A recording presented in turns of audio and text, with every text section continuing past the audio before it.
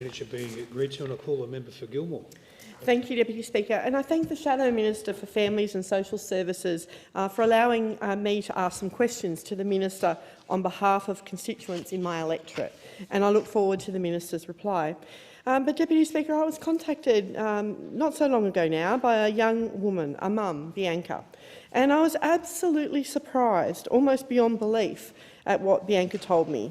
Of course, there are the cashless debit card trials, and I want to make it crystal clear that Labor will scrap the cashless debit card. But, Deputy Speaker, never in a million years did I think anyone in the electorate of Gilmore would be impacted, because we're not a trial site. How wrong was I? Bianca, now residing in my electorate, originally lived in Bundaberg for several years. However, Bianca moved to Brisbane to escape domestic violence. And while living in Brisbane, Bianca was placed on the cashless debit card in July 2019. Not long after, Bianca moved to Sydney and was unfortunately hit by a car and then had a carer due to her permanent injuries. When Bianca was in hospital after being hit by the car, Bianca tells me she could not use the cashless debit card to pay for the TV to be connected because it sold gambling products. In November 2020, Bianca complained to Centrelink about being on the cashless debit card because she went to pay for a meal in a bistro, and because they sold alcohol in the venue, she was not able to pay for her meal.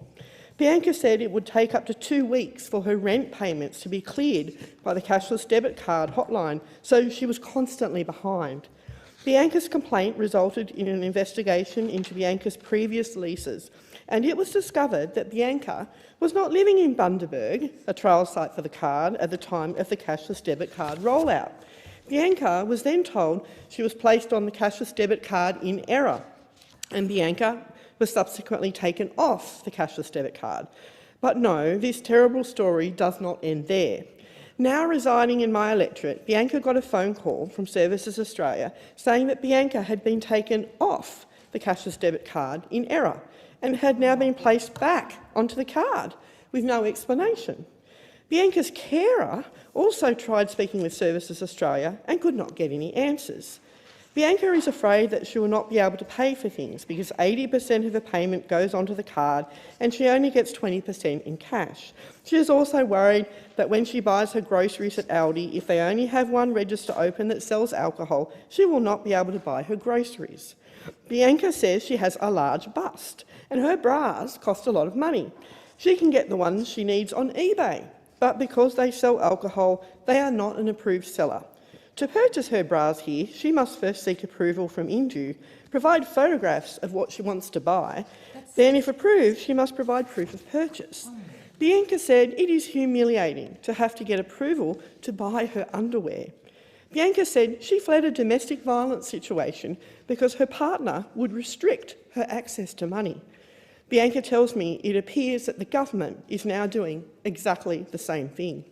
So, as Bianca's federal member, I worked to have Bianca permanently removed off the cashless debit card, to which I am assured this has now happened.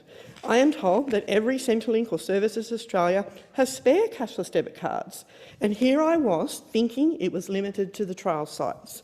So I have 3 questions to the Minister. Number 1, how many people are on the cashless debit card in the electorate of Gilmore? Number 2, how many people across Australia that reside outside of the trial sites are on the cashless debit card? And number 3, given the high number of pensioners in my electorate, can the Minister rule out completely that pensioners will be put onto the cashless debit card?